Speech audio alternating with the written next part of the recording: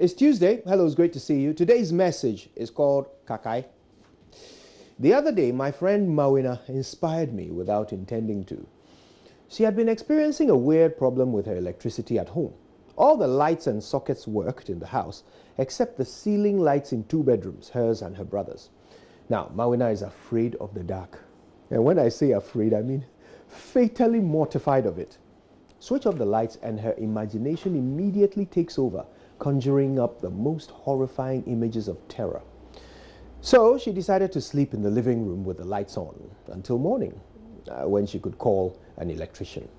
Of course, when she told me about it, I immediately realized that the problem was with a tripped fuse. So I told her to find the fuse box so that I could show her how to flip the fuse back on. After a few minutes of treasure hunting, we located the fuse box.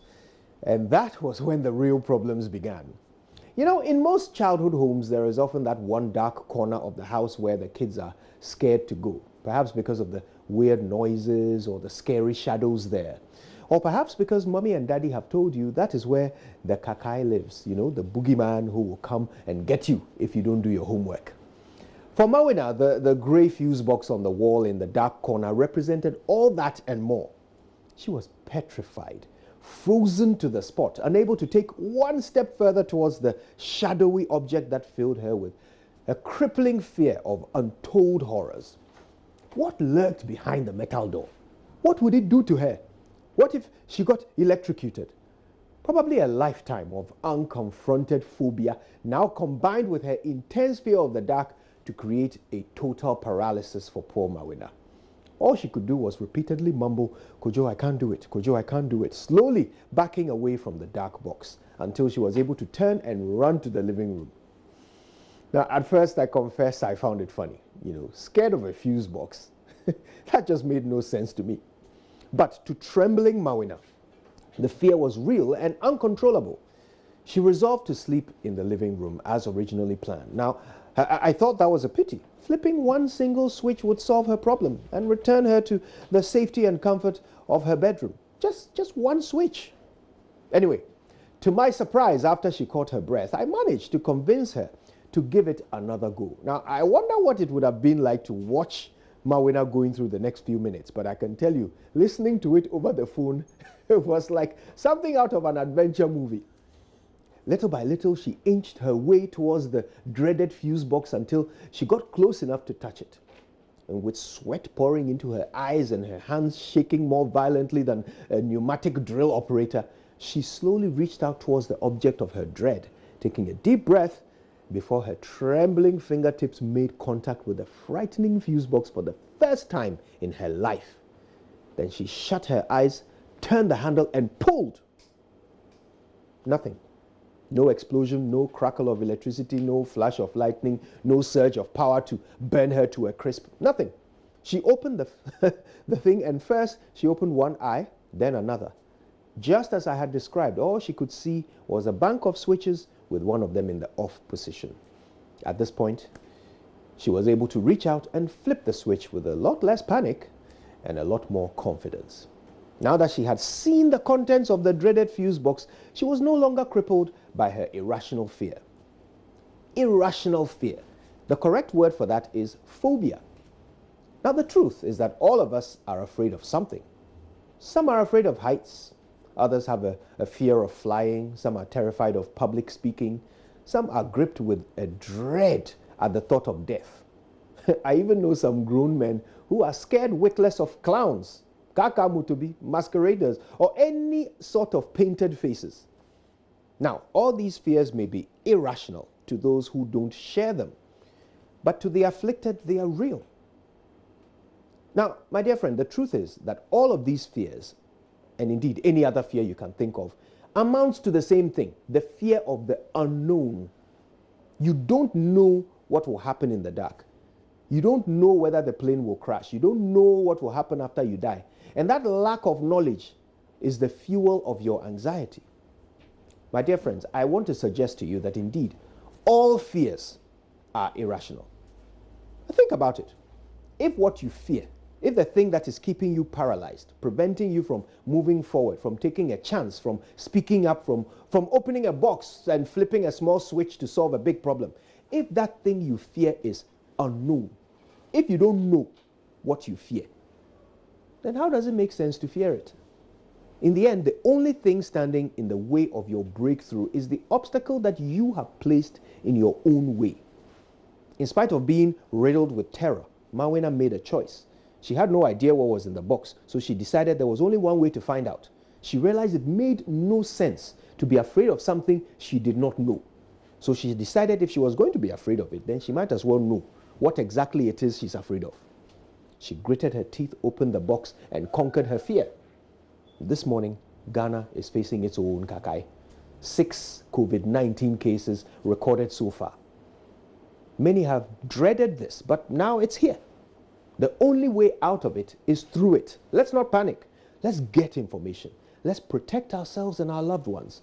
And for the love of God, let us obey the instructions of health professionals. Like my soothing voice in Mawina's ear, health professionals will guide us through these uncertain times, and we will conquer this demon together. My friend, the only thing in your way is you. That promotion you are afraid to apply for, that venture you are afraid to attempt, that exam you are afraid to write, the crowd you are afraid to face. All these fears are only controlling you because you don't know what will happen when you face them. Now, if you fear the unknown, then the only solution is to know. It's not going to be easy. I mean, you will be terrified. You'll be drenched in sweat. You'll be covered in goosebumps. But please believe me, there is only one way through this. Take a hold of your destiny and open that box. My name is Kojo Yankson, and what I don't know can't hurt me. Good morning, Ghana.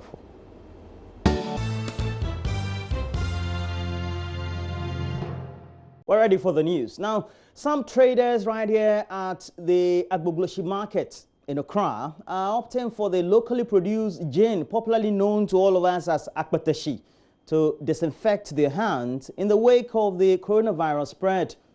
There is presently an astronomical increase in the prices of regular hand sanitizers. Now, the traders believe the alcohol content is capable of killing the virus just like normal sanitizers do. Joy News' Mamiesi Thompson has more on this interesting report. A cook in the cellar demonstrates how she uses the akpeteshi to disinfect her hands. She pours a bit of the quarter-filled 500ml bottle into her palms and rubs till it fades into her skin. She trusts that this procedure has killed any virus and is ready to serve her customers. The akpeteshi serves the same purpose as the sanitizers for me. I am able to use it for a day or two, and it helps sanitize my hands while handling money and even shaking people as well. She's not the only one who has embraced this new style of protecting oneself from the spread of the coronavirus. Her colleagues have bought into the idea. I use sanitizer and akpeteshi. They say akpeteshi. So this morning I use akpeteshi and sanitizer to wash my hand because of the alcohol. It used to be 2 cedis, but now it has become 8 cedis. And our alternative is to use the akpeteshi. Even though their new style hasn't been proven scientifically, it's a better alternative to the now expensive hand sanitizers. The 2 cedi bottle now sells at 8 cedis, and the 5 cedi bottle now sells at 12 cedis. This trader is very unhappy about the situation. How many people can afford it now, especially the poor? Imagine a family of 2 or 4 children. How will they manage? It's very disheartening. But vendors have been justifying the prices. One of them who attempted to explain says they have no control over the situation. Very early this morning, I had to go and restock, and the prices had ballooned. It is not my fault. Meanwhile, akpeteshi seller Auntie Lazy is happy her akpeteshi is moving. While there, she serves a customer. The young men enjoy the akpeteshi. They say it helps their health, and they also use it as a sanitizer. On the other hand, other traders are ensuring consistent washing of their hands as a protective measure. For Joy News, Esi Nyamiche Thompson.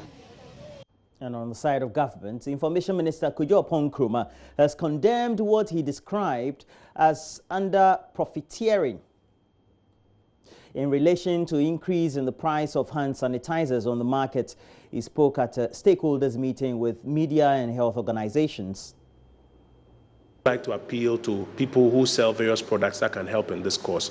This is not the time to be unduly profiteering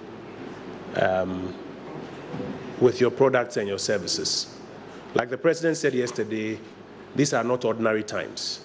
These are the times when we have to come together as a human species and ensure that we do things that assure the survival of each and every one of us. And as coronavirus continues to spread across the world with accompanying dire consequences, the National Chief Imam of Ghana, Sheikh Usman Nuhu Shaributu, says his office is considering an indefinite suspension of Friday's congressional Juma prayers across Ghana. Now addressing a news conference at his Fadama residence, the National Chief Imam called on all Muslims to adhere to protocols announced by the President, Nana Addo Dankwa Akufo-Addo. The coronavirus pandemic continued to wreak havoc and devastation in its wake as it sweeps across the globe with lightning speed. It has also succeeded in creating doubts in the minds of many, even religious people. It is also putting up signs against religion. The Muslim community in Ghana is caught in a COVID-19 rock and Islam's hard place. The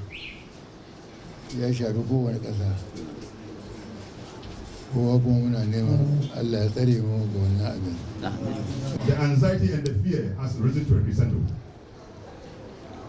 And so the directive now is restricting ourselves from public gatherings, festivals, events that will attract many people in one place.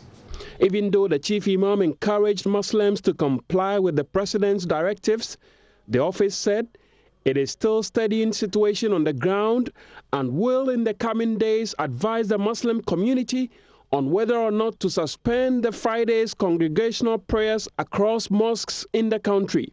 If you are unable to get a Juma to pray, it doesn't mean you don't have to pray again. But it allows you to do your zuhur. So it becomes like the normal zuhur prayer for you. So in mosque where the Imam is able to convince his people,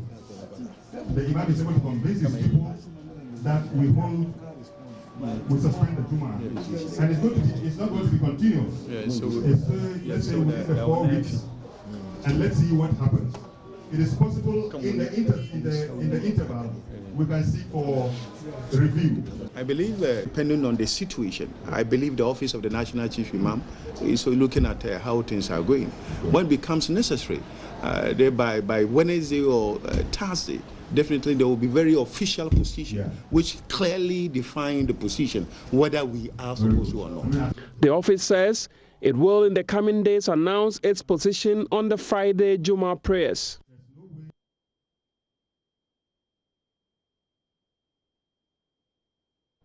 The School of Public Health of the Kwame Nkrumah University of Science and Technology is debunking the assertion the country could record many deaths in the wake of the coronavirus scare. The head of Department of Global Health, Professor Sam Newton, says Ghana's youthful population structure makes a high disease mortality very much unlikely. As Ghana records 6 cases, Love FM's Kwesi Debra visits the School of Public Health, KNUST, to find out how Ghanaians could be affected by the disease. 2003, we had SARS. In 2012, we had MERS. And in 2020, we experienced one of the scourge of the 21st century, coronavirus, also known as COVID-19. Already, COVID-19 has claimed over 1,000 lives. Europe is battered. Ghana, only some few cases. A person posted on Facebook, we're all going to die by end of June. Are we going to die? Are we going to die? My name is John Amwesi, a medical and public health professional with the School of Public Health, Department of Global Health at KNUST. Now, with regard to this outbreak of the novel coronavirus, we all know that it started in December in Wuhan, China, and it is an influenza type of virus thought to have spread from the fish market and other markets where they have live animals, and then the virus is thought to have jumped to human beings. Now, this is not unusual, and we have always known that there will be epidemics of infectious diseases, and particularly it is an infectious disease like the influenza. This is not the first time that the world is experiencing this kind of epidemic. There have been worse cases in the past. And what normally happens with these kinds of infections or pandemics is that the number of cases go up, some die, some recover. But what we seek to do is to, as much as possible, reduce the number of people who get infected and also thereby reduce the number of people who die. The fear is from getting the disease, but the real focus should be on how many people are dying from the disease, what's the risk of death from the disease, and what categories of people are dying from the disease. So what we are trying to do as public health people at this time is to try and, we describe this as trying to flatten the curve, which is to reduce the rate at which it spreads, to reduce the number of people who die from it. What this means is that the epidemic or pandemic may last for slightly longer, but if it is left to take its own course, what will happen is that the curve will shoot up. A lot of people get it. Those who die will die and will quickly die out for itself. So what we're trying to say is that even if you should do nothing, the probability is that this disease will go away by itself. Professor Sam Newton, Head of Department of Global and International Health, School of Public Health, KNUST. When you look at the science, even in a place like China, where we are talking of 3 to 4% mortality, they have issues there.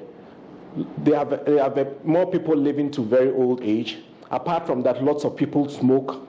They have very bad air pollution issues there. And here we are talking about 3 to 4%. So we are not talking, it looks like the media is not talking about the 96% who recover. That's assuming the mortality is 3 to 4%. It will surprise you that maybe in a country like ours, or in countries which are similar to ours, the mortality could be around 2% or less. Now, when people are paralyzed by fear, then it gives rise to a lot of irrational decisions being made. And before we end, we still have to focus on coronavirus. And following this outbreak, authorities at the Techiman Holy Family Hospital in the Bono East region, they've taken bold measures capable of preventing the spread of the disease within the facility. Now, the hospital has provided hand sanitizers, for example, screening points at entrances and at various vantage points within the hospital. Joy News and Asabit has been monitoring the situation in Techiman and is bringing us this report.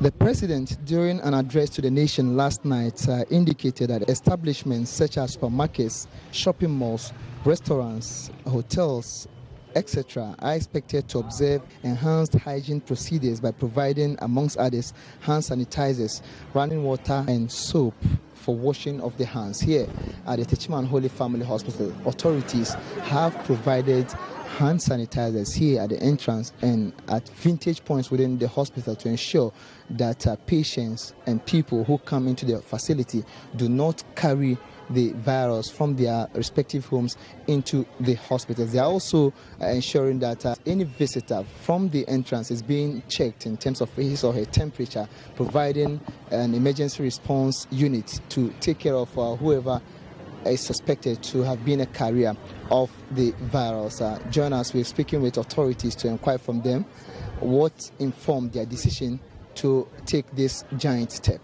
Dr. Patience Amanopo is a specialist family physician and also a member of the emergency response team.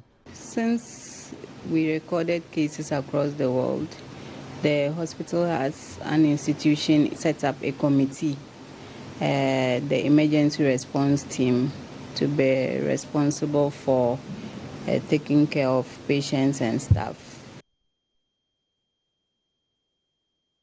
And that's it for the news. We have more news coming up shortly. Do stay with us.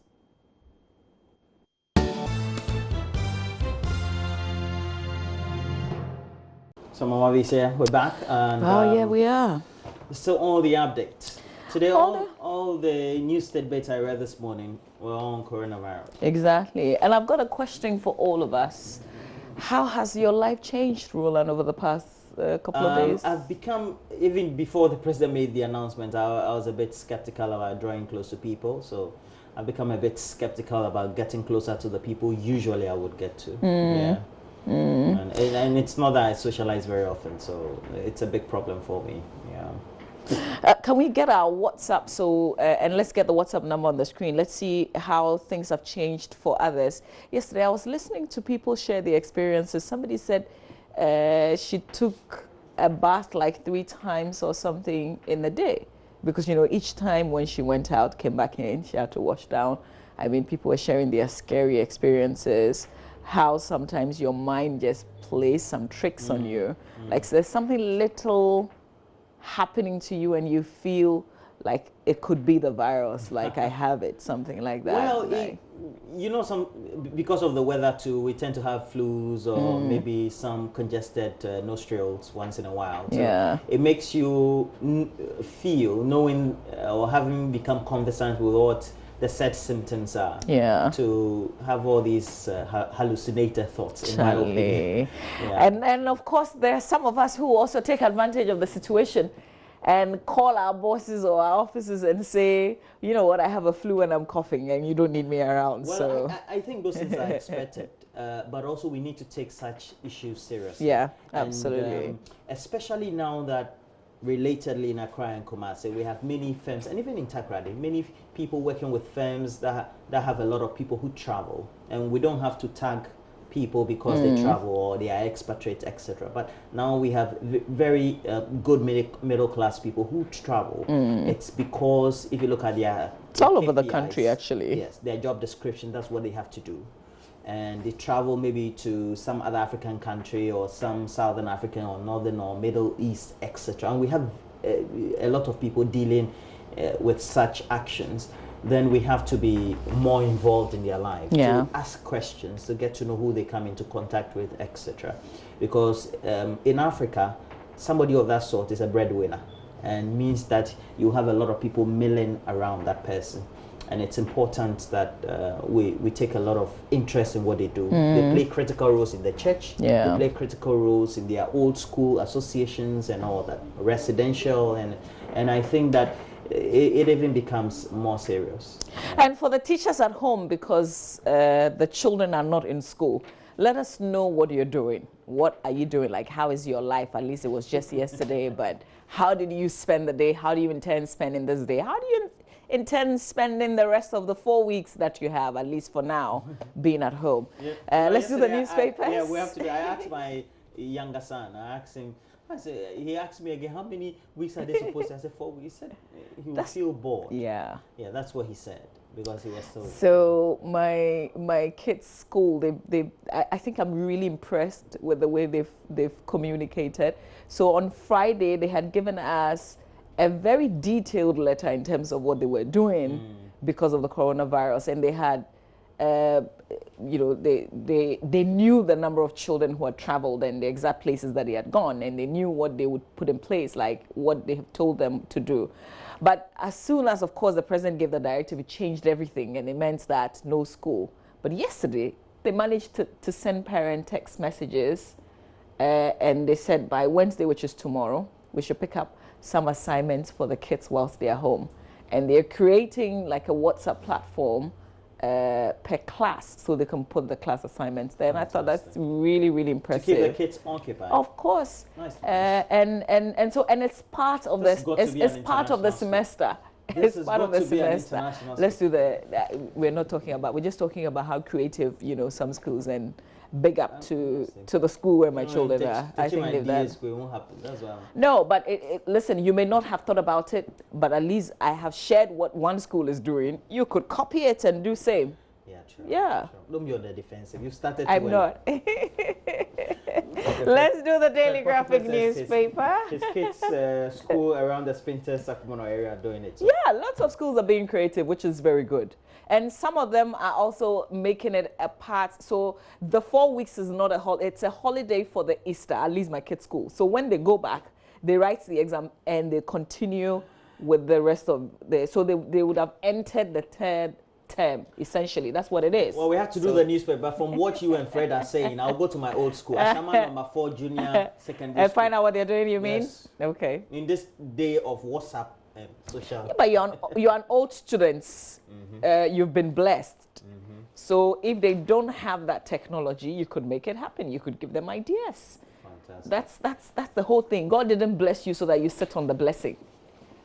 He blessed you so that you can go back and touch some lives and change something. You're so much sensible.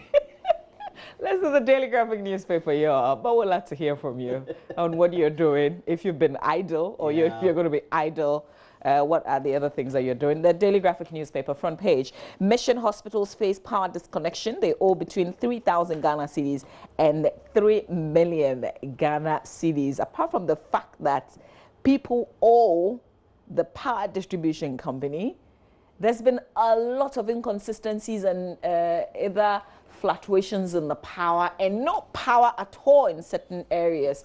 Some complaining even for about a week. So there's something not correct with our power supply and we need some answers. Help contain spread of COVID-19, Mahama tells former appointees. Citizens step up measures against COVID-19 infection. COVID-19 opportunity to self-produce. The president meeting captains of pharmaceutical companies, managers of the central and commercial banks at the Jubilee House in Accra yesterday. And if you read the story, it would tell you how they were spaced in that hall, the processes that they went through, checking their temperatures, washing their hands, giving them sanitizers before they got seated for that meeting. And also that directive to the Bank of Ghana to help give some of them some funds so that they can produce some of the things that we need. The President was talking about how heavily we are dependent on imports. That's been our story for such a long time, really. Would coronavirus force us to change something that we're doing? And the center spread, let's develop local industries in the wake of COVID-19. That's the Chief Executive Officer of the Ghana Export-Import Bank, Mr. Lawrence Ajinsam. He said the outbreak of the coronavirus, which has affected, of course, global trade and halted import, presented an opportunity for Ghana to develop its industries to meet local demands. Chief Imam supports ban on gatherings. That was in our news a while ago on the back page. MDAs institute rigorous hygiene systems. 3 more arrested in Soga copper murder. And it looks as if because of the coronavirus, some local issues we are not exactly highlighting, especially things that we were following before coronavirus actually got into our country. I think we've been very alert because it got into our country. We started recording cases.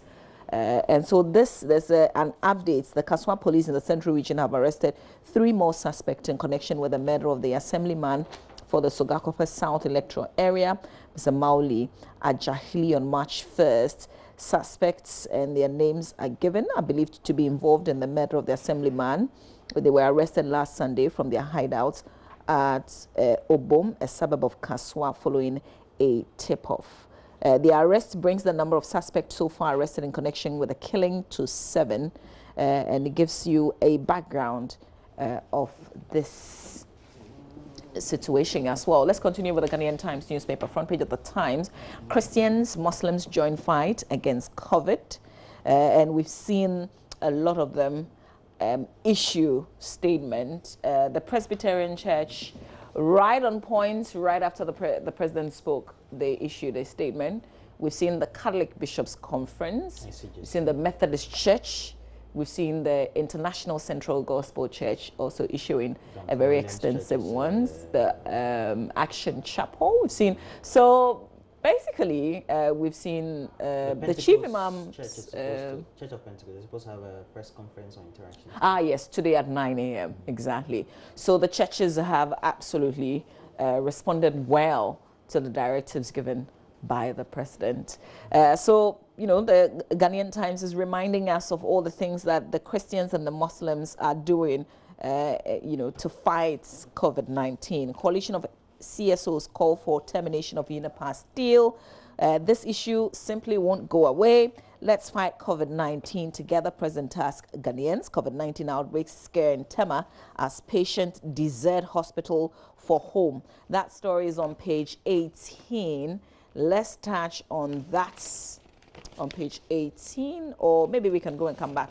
We'll share details of that. So let's do the back page. Work on 15.8-kilometer road project at Abirim begins. Queen Mothers, hey, is it Magajia? Is it?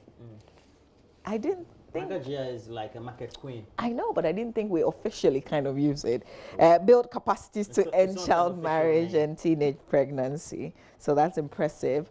Let's finish off the Finder. Front page of the Finder, COVID-19 to fuel local production to reduce import dependency. That's according to the president. Chief Imam tells Muslims to abide by president's directive on COVID-19. One Ghana movement calls for sanctions against self-quarantine evaders and 30 people in self-isolation over Obuasi COVID-19 case. I'll come back and share a bit of details on this as well. Roland.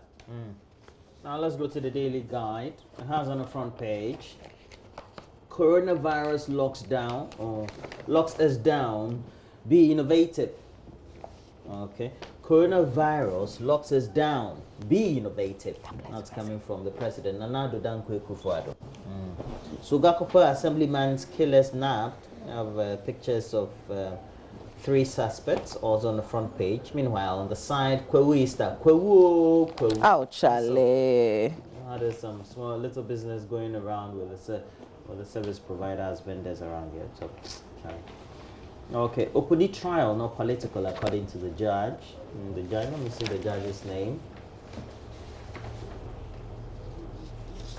So, a Court of Appeal judge, Justice Clemens Hunyaluga, says he is taken aback by a decision of the former Chief Executive Officer of the Ghana Cocoa Board, Dr. Stephen Opudi, to politicize his trial, which is before an Accra High Court. Now, according to him, the case before the court is purely based on the charges preferred against him and has nothing to do with party politics, as is being alleged by the former CEO, who is facing charges of causing financial loss to the state during his time as the Cocoa Board Chief Executive. Now, this was contained in Justice Hunyanuga's ruling on an application filed by Dr. Opuni asking the judge to recuse himself from the trial due to certain comments the judge made during a traditional program in the Volta region. Okay, so you get more details in there. Alima launches gender equality project. It's up there on the back page. Ajiman Bedu bemoans COVID-19 joke. And he plays for Hellas Verona. On the side, we also do have other story. Meanwhile, the GFA suspension of the league is fully captured on the sports page of the Daily Guide. Ronaldo, meanwhile, extends his Juventus contract to 2024. We already do know that it will take him beyond his 39th birthday. It's a very strong man. He earns £500,000 a week. Jesus Christ of Bethlehem. All right. Yeah. We have Cristiano Ronaldo. Good morning. Breakfast. I said breakfast. Business and Financial Times. Business and Financial. This is your bad mind. 500,000. It's your bad mind. It's your corrupt mind. Your money mind. 500. Business and Financial Times. Coronavirus banks direct customers to digital platforms. Please, it's on the front page. Read it. Business and Financial Times. Yeah, but it didn't say breakfast. Yeah, no, it's okay. Don't bring it up. Banks direct customers to digital platforms. Yeah, it's a way to go. One of these we'll take. Roland, move on. If you had a lot of money, like you'd go. Move on. Bank of Ghana cautions against panic withdrawals. Bank of Ghana pushes banks to stop ATM. Charlie, but a very enlightening story. Pushes banks to stop ATM. Is that what you said? To stock. Okay. ATMs with money. And then I think they should have the sanitizers at the ATM machine. I went to my bank yesterday. I was expecting. Oh, I don't think it's fair to mention because there's even one across. They don't have the hand sanitizers at the ATM. No, they didn't have it because I know you as Magadia. You would have mentioned it if they had it. No, they don't have it. That's what I'm saying, at the ATM. So that's what you're referring to. No. But I recognize that if they had it, you would have mentioned it, right? No, but I also recognize that they're not the only ones. Not the ones. Yeah, exactly. But I think they need it at the ATM because it's the real fingers that you have to use in those touch ones for you to be able to for you to access too, exactly. So they need a No. Move on. No, I'm coming to read the story. You have done, aren't you? Shame on no. Okay. Shame on you. A story which I feel is commendable is one related to public health and sanitation, and it says Harvard University holds an inaugural Joseph Sian Ejapong Distinguished Lecture on Public Health in Africa. And if you zoom in to that story, it's down there. You have a picture of Dr. Joseph Sian Ejapong being presented with an award as well. And, you know, Harvard University having a whole inaugural public lecture in honor of this great man, you know, a chief executive officer, executive chairman, Jospong Group. A very good investor. Depositors solidify confidence in banking sector as domestic mobilization hits 99% of total revenue. We also have Unipass deal, a total rip-off. Coalition of CSOs are claiming it's already been deployed, so I don't know what they are talking about, right? It's still on. But Salifu Combat, you're in Boko, you operate the combat pharmacy. Is he also holding the sanitizers in Boko? He's actually giving some out freely. Salifu Combat and your wife, Flora. But listen, you for the good work you're doing. Shame on all the outlets who have inflated their prices. Shame on you. You call yourself God-loving people. You are praying because you are afraid of this virus. You are praying. You are pretending. You're pretending to be. See, God will pretend to hear you, and you've inflated your prices. You call yourself Christians and Muslims, and then you've inflated your prices. So, you know, that's why you are not paying to go to heaven. Because if we're paying to go to heaven, then most of us will not go, just because we won't have enough money to make it to heaven. This is a time when you have to show love, which means if you can even give for free, give it out for free. And you've inflated. Shame on all those outlets who have intentionally, because of the fact that people are looking for the sanitizers. You know, everybody needs it. And if everybody needs it and the thing is 5 cedis and you're suddenly selling it for 30 cedis, how do people afford? And I think people should begin to reflect. Meanwhile, you are scared, you are afraid, you are afraid because of the virus. And you're praying and you're whatever. God will pretend to hear you. Amen. Okay, we have to do my job. Presbyterian preaching. No, but I think it's selfish. I think it's wrong. It's absolutely wrong that at a time when, in places, we hear about places elsewhere where people are just producing it and giving it out. And you're selling. We're not asking you to give it to us for free, but you've just decided to inflate the prices. Like, shame on you. How do ordinary people afford something that we all need at this time? Do you get what I mean? Do you feel me? You should. Yeah, I think I promise. I empathize with your situation.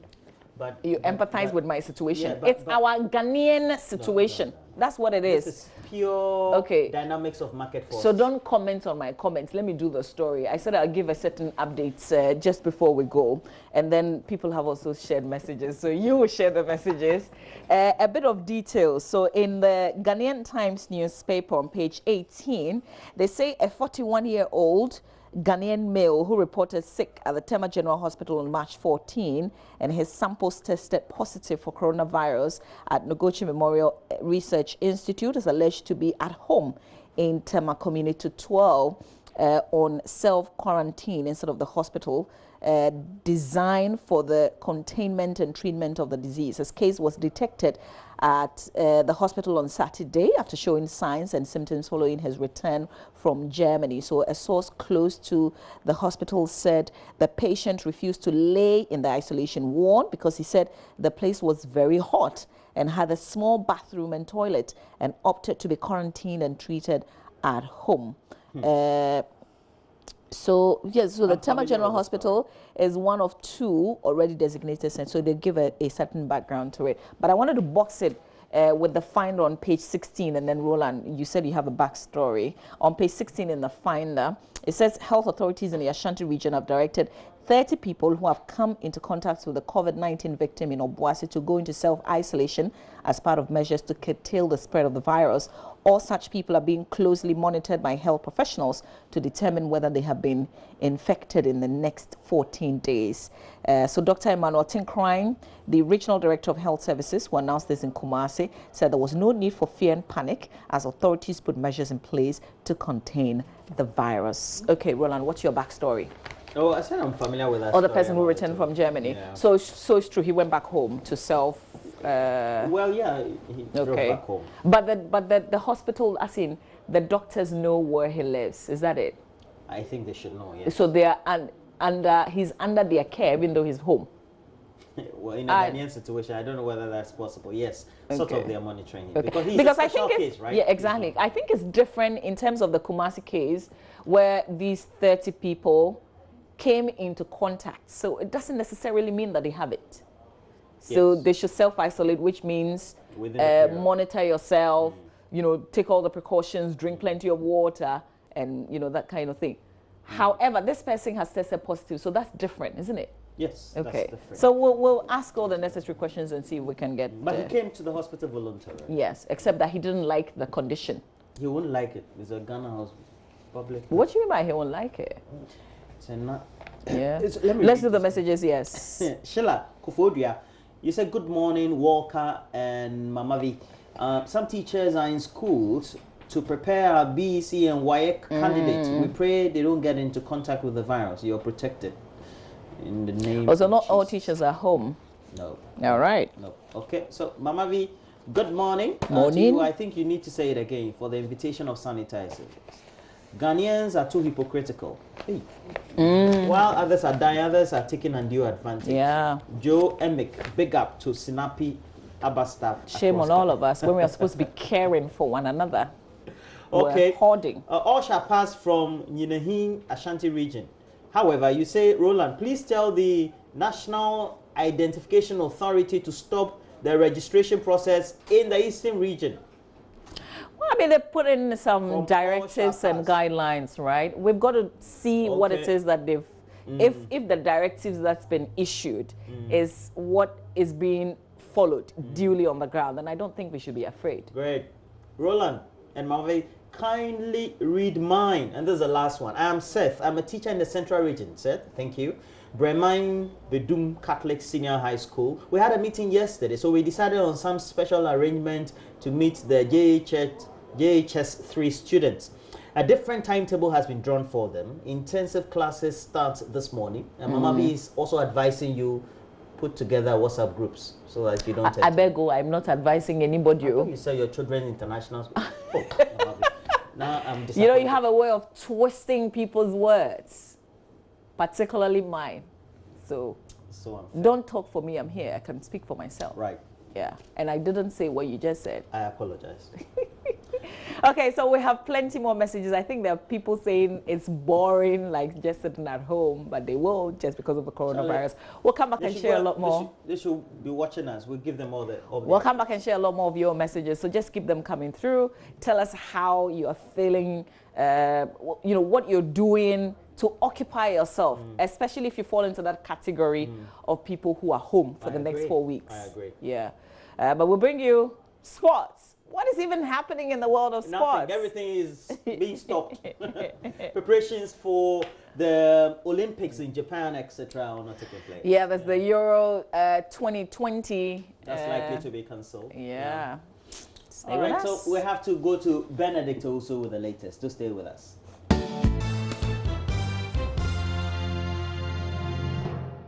Welcome to the sports segment here on the AM Show. My name is Benedict Osu. We start here on the local scene, and former Black Stars coach Kwesi Appiah is demanding his unpaid salary arrears from the Ghana Football Association. Well, Appiah is owed 5 months' salary and 1 match winning bonus.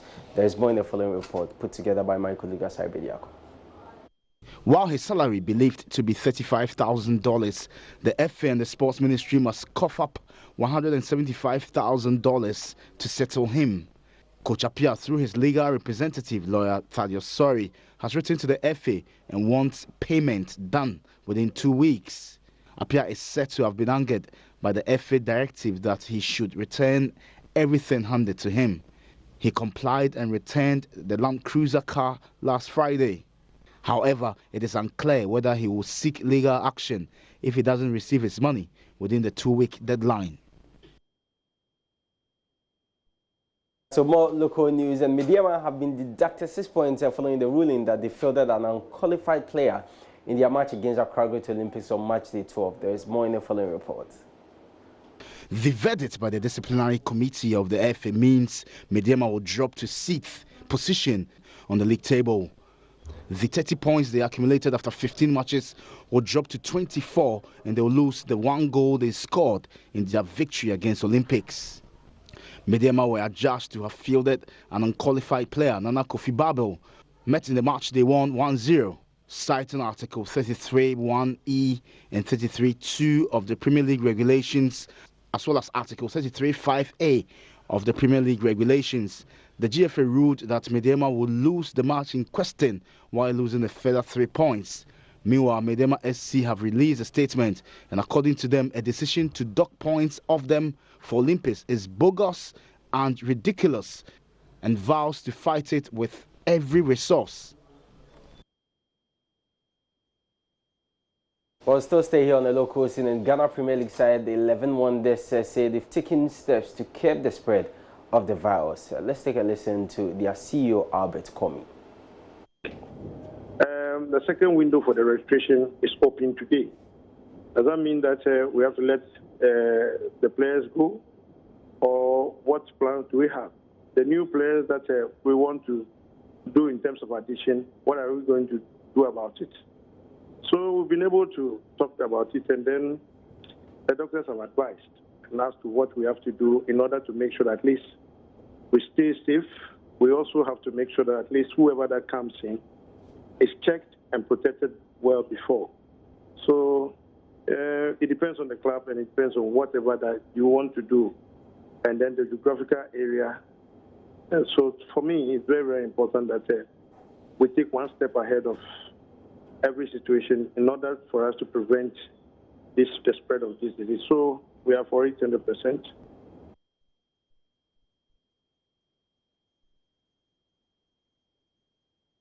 Well, still on the coronavirus pandemic, and president of the Ghana Rugby Federation, that's Herbert Mensah, has suspended all activities at the union in line with President Akufo-Addo's directive. Now, speaking to Joy Sports in an exclusive interview, Mr. Mensah disclosed the Ghana Rugby Football Union fully supports Ghana's fight against the virus.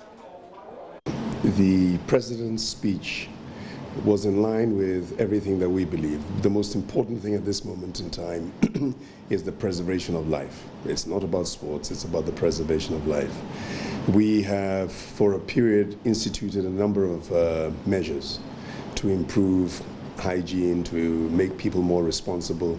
Here at Rugby headquarters, we've been spraying the building and so on and so forth. But we were waiting for leadership, and that's what we got in the president's speech. It was in line with discussions I've been having with the president of Africa Rugby and other Africa rugby presidents. We are all on the same platform, and everybody has been looking to see what is the way forward. We have matches, we have fixtures, but we have a responsibility to those who are our stakeholders, who train, who play, and yes, we take care of Medicare and the conditions for players, but what you can't take care of is coronavirus. So we had to make sure that we follow the lead of the government of Ghana, and we are lucky that His Excellency has been strong in making very positive statements, which we've had to comply with. So as soon as we heard that, it was in line for us to also issue our release.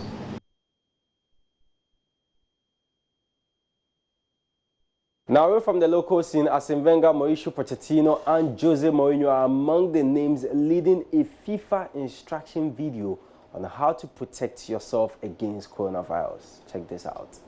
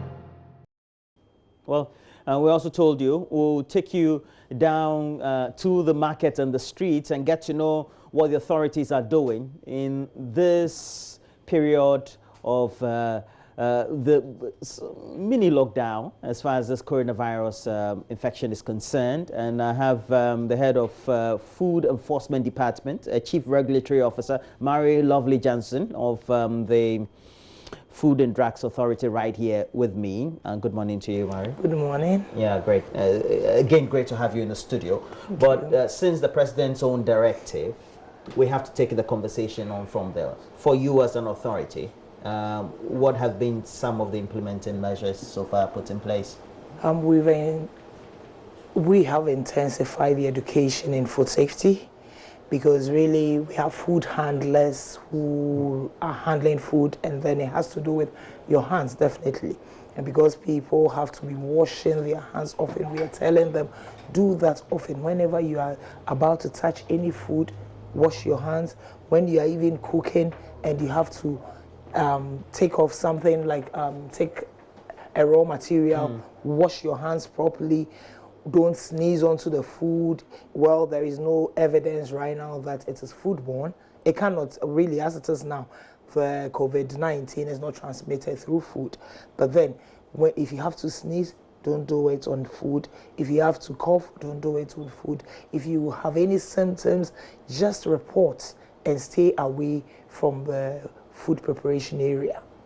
Of course, scientifically, medically, we know that food cannot, or the disease cannot be transmitted through food. Exactly. But it's through the contact and the handling of food that then generates the problem. Yes. In a typical situation, where, for example, we go to the market very often, we have a whole campaign where we've put together for a couple of months now. We call it the Joy Clean Ghana campaign, with which we have the Metropolitan Assembly of Accra, and then also enforcement regulators within the assembly and our team going around the various markets and sometimes residential areas, looking at how food is prepared, and the site is just not good. In such circumstances, how is your education synchronizing with how that can be prevented or improved based on what is local? Well, yes, talking about improvements, we know how some of the places are not good. We're still doing a lot of public education and doing more of the enforcement, ensuring that they do not cook in such places. So we, in collaboration with the metropolitan and municipal and district assemblies, are ensuring that these places are not used as food vending sites or food preparation sites. And so really this COVID-19 thing haven't come into, we're linking it with food safety. Food has to be prepared in clean places, clean environments. So it has to be a clean environment, and handlers more especially have to ensure that they are not transmitters. So they have to wash their hands with soap and under running water. Emphasis on soap and running water, because people just think if they have a bowl of water, they can just be washing their hands. That's not the case. It has to be running water. So even if you don't have municipal running water, you can have a Veronica bucket. That's an improvised running water. So when you talk of Veronica bucket, people don't really know what you're talking about. It's just a bucket with a tap on it. So you have the tap there, and then you can open, you have your water in there, and people can just wash their hands. We have the tippy taps too, where people use their, it's pedal operated kind of thing. It's being used even in rural areas so that you can have running water. If you can't, for any reason, have any of these two, you can even have someone pouring the water on your hand. There is no use having a bowl of water and every Tom, Dick and Harry washing his or her hands in the bowl. Actually, it's not like there is no use. It's even worse than not washing your hands, because you end up getting your hands contaminated. And so washing of hands should be done often, and then sanitization of the hands. You can even use just alcohol, rubbing alcohol, if the sanitizers are not available. And just yesterday, the president met pharmaceutical companies and had a meeting with them. Our chief executive was present. We're going to see how we can facilitate the manufacture of sanitizers and get them registered as soon as possible, and then the general public can buy them. Right. And we'll take you through all the information that is going out there, etc. But I was having a conversation yesterday with a friend, and she said, "Oh, na say Diana no cry and wana shishishi." But in such circumstances, where is the need for us to handle the food safely? Is it when we're cooking it, or after we've cooked it, and the handling or the packaging? Both, actually. But then, as she said, but do we eat it? That's where the problem is. We don't. We cook, yes, but people normally don't eat it piping hot. The COVID-19, the virus, cannot be able to survive more than 70 degrees Celsius. It cannot. So it can be destroyed at 70 degrees Celsius. But do you eat the food at 70 degrees Celsius? So with the friend knowing that, what he or she has to know too is that the storage of the food at the right temperature is so crucial, such that when you are eating any food, as it says now, it has to be piping hot. As much as possible, cook all you can as much as possible. Yes, we know we're encouraging the eating of vegetables, that's the salads and all that. But if it can even be sauteed and gotten, that you can get it hot, and that's fine, at least for this period. It has to be piping hot, so you know that you have eliminated the virus. It's not either you can and that's actually the point. Right. So you eat it hot, and you know that that is eliminated. Now let's get onto the screen. So on the line we do have Lucia Dai. She is Executive Secretary of the Pharmaceutical Manufacturers Association of Ghana, the PMAG. She was part of the group that met the president, of course, and it was all to find some ingenious ways where we can have indigenous companies providing some good solutions to the current crisis by way of their contribution. And we're talking pharmaceutical industry. Good morning to you, Lucia. Now, when you met the president, the consensus you had was that you were going to immediately get onto your factory lines and start producing sanitizers at subsidized cost. Is that the case? Good morning to your cherished listeners, and thank you for this opportunity. So yesterday we met the president at the Jubilee House, and the conversation was on 2 points. The first one was on how we can support with preventive therapy and how we can make supportive therapy available. So on the point of preventive therapy, yes, you have the hand sanitizers and other disinfectants. There are 3 companies, manufacturing companies, that are making hand sanitizers. And it's interesting to note that once we make the product and they get onto the market, for some strange reason, it gets finished and then the prices are going up and all that. So the president of the Pharmaceutical Manufacturers Association of Ghana has directed members to reserve some of their lines, which are used in manufacturing other products, to actually manufacture products for COVID-19, and the hand sanitizers are inclusive. So we would see an increase in the production, and hopefully every citizen will be fine. The second point is on the supportive therapy. So we know that currently the people that are infected, there are people that are able to recover. So for those people, it is because they are getting effective supportive therapy. So the discussion is on ensuring that the raw materials and everything else that is needed to make those supportive therapy is available, so that in the event that we have people who are infected, so currently we have 6 cases, every other person would actually be taken care of. So that was what the conversation was about. So yes, we are going to ensure that the prices of hand sanitizers would be affordable for everybody to be able to access it. Supportive therapy, what does it mean? You're providing vitamins or what? What exactly is supportive therapy? So supportive therapy, we have a list, and kindly, if you know that some countries are actually even restricting medicines. So you have India restricting about 26 plus molecules and finished products or formulations. Some of these include something like paracetamol. Most of the patients would have fever. If the patient has fever, the patient needs paracetamol. It's important that as a country we are able to have enough raw material so that we can take care of our own people. Most of the time we rely heavily on, let's say, imports, and imports especially from Asia. So if we have these raw materials available, then we can ensure that anybody that's affected would actually be taken care of. There are other therapies that are being tried. We have chloroquine and a few others, which have been restricted by UK. UK has restricted currently chloroquine, hydroxychloroquine, and some ARVs. So we're ensuring that all of these things are actually available so that we'll have everybody well taken care of when a person is affected. But let me ask you this, and since I'm sorry, your voice is a bit low. Okay, I can't. Don't worry. Okay, I'm sure that you may hear me as my sound technician raises the voice for you to be able to hear. But I know that many of your members tend to source their raw materials from Asia, especially. Is that not the case? So most of the raw materials, yes, APIs are manufactured elsewhere and are brought into the country. So we rely on Asia.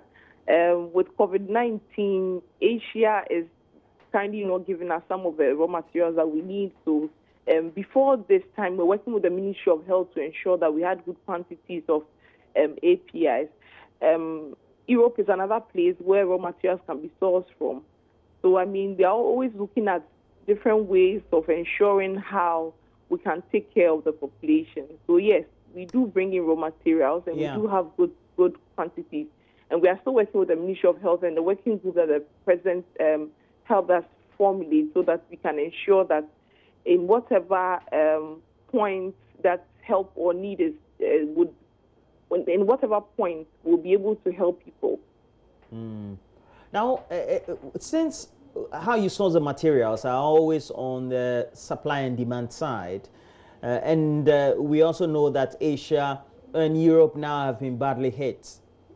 Despite your intentions, it could have some implication, won't it? Yes, and that is why it's important to be proactive. So the good news is that, yes, we have some stock already before this ban, came in. And then, of course, at the governmental level, it's important that governments are able to speak and have a certain agreement, because, I mean, if you don't take care of me and we still have people traveling here and there, then there's a possibility of reinfection in various countries. So we have some raw materials, and yes, we do rely on people bringing raw materials from Asia, and we would rely also on the government discussing with other governments to ensure that raw materials are available in whatever scenario that they are needed in. Yeah. Okay. So how closely do you work then with FDA? Because we're having a conversation with you alongside the FDA as well. But how closely do you work with them, knowing that this is a new drive, so to speak, based on the consensus or the agreement you have with the president and the presidency? We work very closely with the FDA. So FDA is the regulator. Of course, FDA is Food and Drug Authority. So everywhere there's medicine or there's drugs, you would know that FDA will be regulating it to ensure that we have optimal or something that's very effective or safe for all the citizens. So, yes, that's what we are doing currently. We do work with the FDA. All right. Thank you very much for your incisive contribution to our discussion this morning. Lucia Dai is Executive Secretary for the Pharmaceutical Manufacturers Association of Ghana. They met the President of our Republic, Nana Addo Dankwa Akufo-Addo, on Monday. And the objective of that meeting was to find more suitable means by which we can augment supply of pharmaceuticals and other products on the preventive side and do the supportive one as well for the clinical purposes. And that also means that when you're working closely with them, we have to make sure that while we speedily want things done, we also get the right sort of combinations in terms of the compositions and all that. Exactly. Actually, the mandates of the Food and Drugs Authority is to ensure the protection of public health and safety.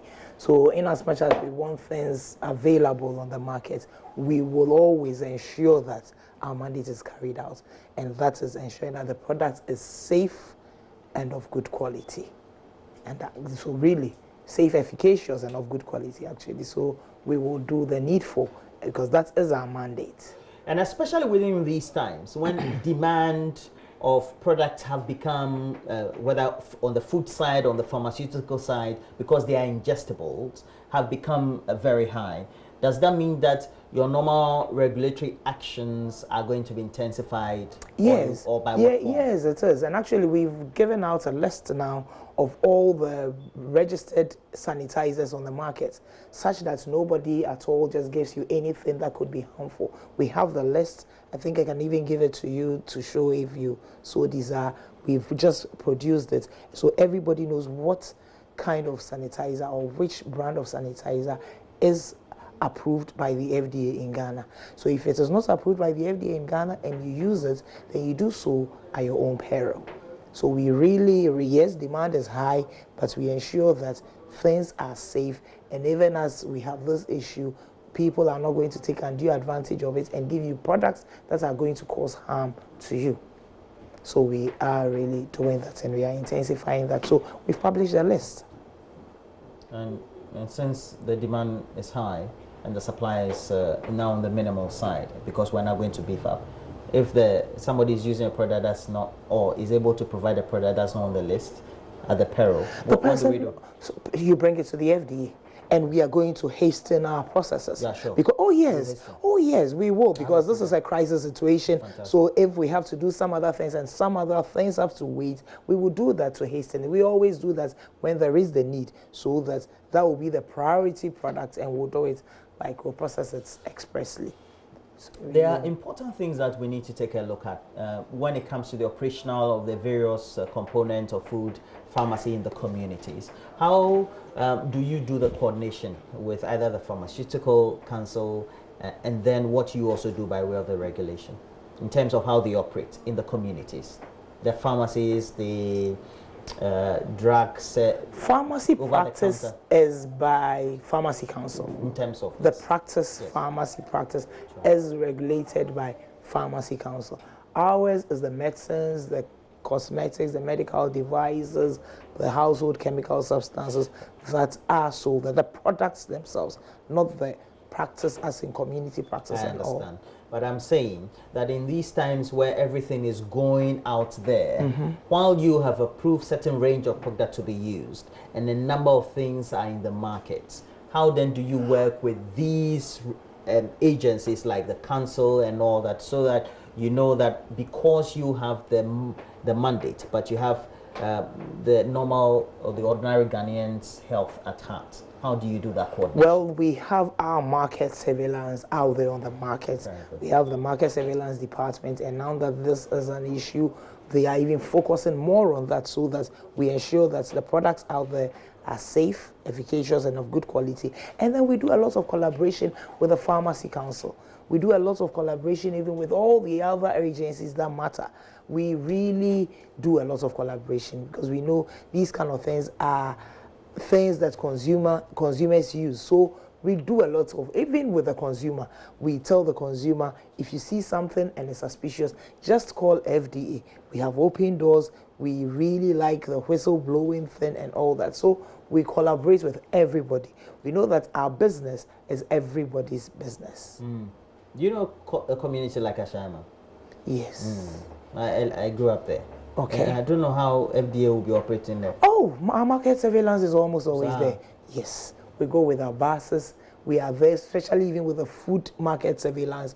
We are always, because Ashaiman has a lot of these people selling things that are expired, and we are always busting them. We are.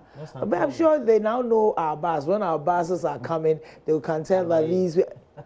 I guess, because really we are always there, because we are one of the very naughty places, and we are almost always there. Get to a warehouse that they say we get the tip-offs. You hear there's some warehouse locked somewhere. When you go through to it too, it's there. And quickly we ensure that there is a safe disposal, and we give them all the penalties and all of that. So we really know what's happening there, and we are on top of issues. And if there are any more, just give us the tip-off. Okay, so this is what we want you to do.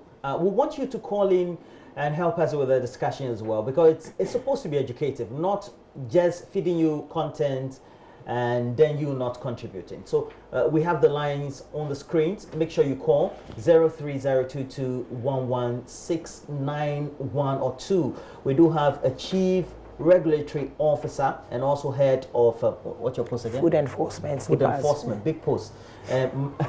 Mary Lovelace Johnson is right here, Food and Drugs Authority, and please join us with the conversation or in the conversation. The numbers are on your screens, but in the meantime, let me just read a couple of your messages. This one is from Osei Boating Tano. So he says that I love what the woman is saying.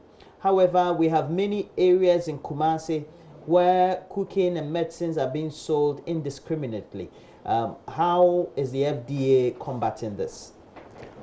Where cooking and medicines are being sold indiscriminately. Where food that's cooked and medicines are sold indiscriminately. Yes, the FDA has a market surveillance department, as I said earlier.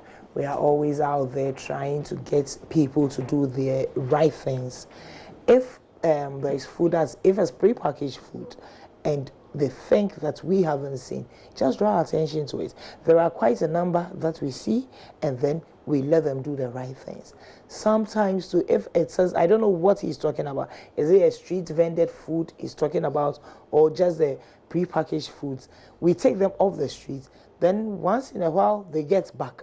When we know that we have to be there. But the point is that, you see, we cannot be everywhere all the time. So we have a timetable. We know when we have to be in Ashaiman, like you said, as your police. We know when we have to be in Kokomlimli because Joy News is here. We know when and where. We have a timetable, and we can't be everywhere all the time. Meanwhile, when we have a tip-off, we can just stop whatever, go there, and exactly. Okay, let's get onto the phone lines. We do have Sami. Sami is calling us from Takwa. Sami, good morning to you.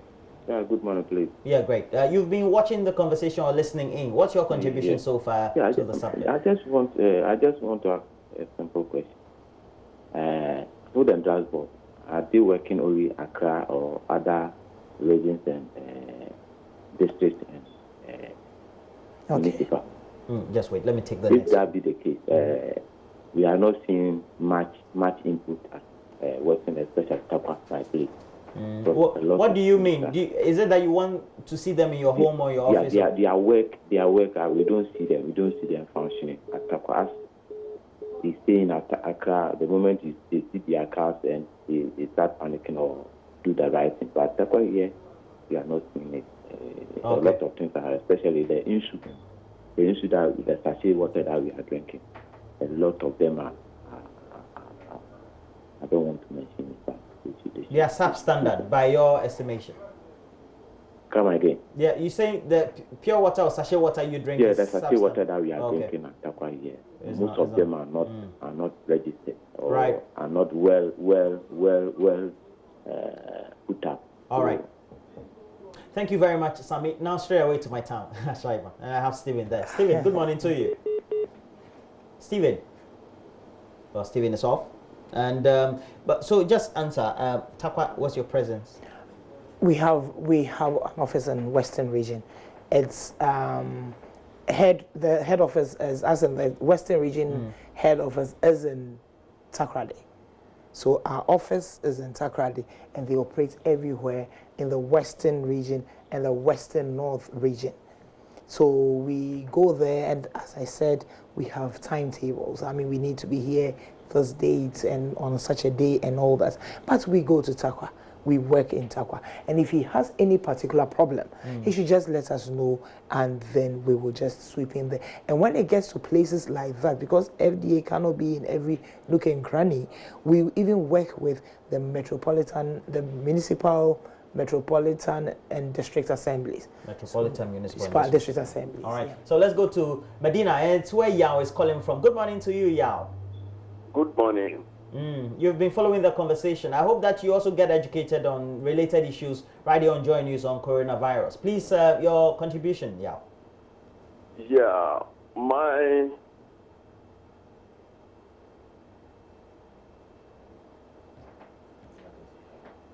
Well, Yao. Yeah. Please reduce the volume on your set so that we can talk. Mine has to do with the power outages in relation to Food and Drugs Board.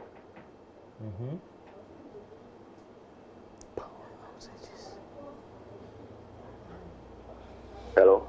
Please reduce the volume on your set or your TV Yes, set. I've done that. Okay, so let's talk. I'm saying that mine has to do with the power outages in relation to Food and Drugs Board. In relation to Food and Drugs Board.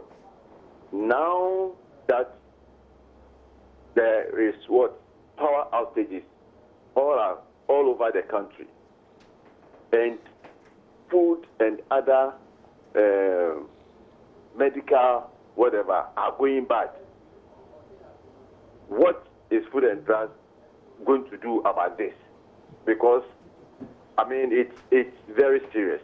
Okay. This is not a time Gridco, ECG or so ever should be cutting power. Yeah. Because the little we have, we are preserving it. And some of the preservations are the restaurants, are the supermarkets, everywhere. You get me? Yes, now I get you. Electricity is going off. What is Food and Drug going to do about it? Because people are going to consume and own some goods. Right. Well, thank you, Yao. Now let's go to Jamestown. Jamestown.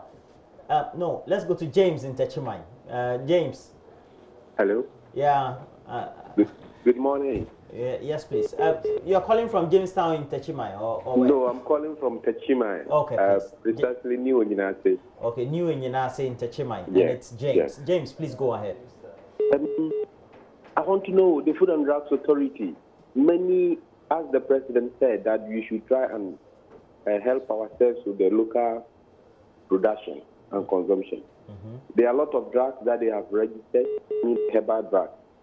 Are they trying to look into it if any of the herbal drugs maybe could help with this pandemic that has come? Okay, that's a great question. That's a great question. The local drugs, the herbal drugs that you have registered, whether any of them could cure or something, whether you are interested in that. Okay, so let's go to Yao first. Yao is first worried about how food and medicine could go by because they are intermittent power cuts. Well, that is not up to the FDA to say, as in his problem is actually with the intermittent power cuts. It's not so much as to the food. If I got him, well. But really, we're doing a lot of public education, letting people know that food has to be wholesome. And so if it is that your food, by virtue of the fact that you're having power cuts, has gone bad, you don't have to sell it. And the one buying too, you don't have to buy food that has gone bad. This really has nothing to do with COVID-19, really, as of now, because that is something that we're talking about. Droplets, respiratory droplets, and all of that. So it really is not part of today's discussion. But if the public education has really gone well, then nobody has to take food that is not safe for human consumption. And the good thing about these foods that go bad to is that they may smell bad because there is decomposition and all that. So it's a fine indicator for you to even know that it's not edible. And James from Techimai wants to know whether you've registered drugs, or the drugs you've registered, whether you go to the extent in these crucial times to find out whether they could also help in. Well, there are research institutes that do that. Food and Drugs Authorities to ensure that the food that is, or the food, the drugs, cosmetics, and all of that, they are safe, they are efficacious, and of good quality. So if the manufacturer says that my food is going to cure ABC, we look at it, that does it really cure ABC, the efficacy of it, the safety of it, and in curing, it's not going to end up giving you another disease, and it's of good quality. You look at all that. Yes. All right. Let's go to Fatal. Fatal in Tema. Good morning. Fatal, where in Tema are you calling from? From the 25, please. Right. Please go ahead, Fatal. Yeah, please, I want to find out from Food and Drugs Board if they've been doing their tests in some part of the northern region, especially with the district, because in most the pharmaceutical stores that we have, or let's say the drug stores, most of them do sell these substandard drugs there. And then it is affecting a whole lot of people because no one comes there to test there. Whoever brings the product there do sell them anyhow. So I don't know whether they've been coming around those places, especially the district in some part of the northern region. Now, you said they sell what there? What exactly did you say they sell? Substandard drugs. Substandard. Okay, Fatal, thank you very much from Tema. And Joseph. Yeah, Macho, Joseph, you can say, oh, okay, say free here. Domain crew, no, okay, my pacho. But your Food and Drugs Board for a Yucatan Pecanacana. But I say a domain crew. But the Macassafi domain crew. But I say, what do you move Food and Drugs Board? No, as manner, I say, got us and then normally a genetic got us and so I'm more ton. But me one among be a mood by a day by no. This is almost taking measures. This year, I can create a more just for. I'm on taxi this year and the other day, but some few days ago, no, you know, what's not young kind. I mean, what do you mean? Food and that's what maybe as a better work. The money created in some question, you could do another book, Grandma for my bed phone. You take that and money, you know what? And what? Nsana mapo na ko on say stay kidney no. Be free inside could be border na no be ba ukru hanji and san be wo. To me we don't that for take measures be ukru ha. Eh pa. When I say Joseph from Domainco, and we'll touch. It's about the influx of food, drinks, and drugs from other neighboring countries and also bordering the borders. And he says that he doesn't or hasn't so far seen the presence of the FDA in his locality. Well, FDA is in the Bono region. We really have an office in Sunyani that takes care of all the other and even the new regions, the former Brong-Ahafo region and all that had its own, and we have our presence there. And if he's talking about Domahinko having these products coming in from neighboring, you know, we have porous borders. That's one of the issues. Otherwise, we have entry points, the approved entry points. We have FDA stationed at all the approved entry points. So if it's not approved points, then you have no hand. That's why I'm talking about the porous borders, because if these things are coming in, then it may come in from these unapproved routes. Let's say they are coming from porous borders. Maybe.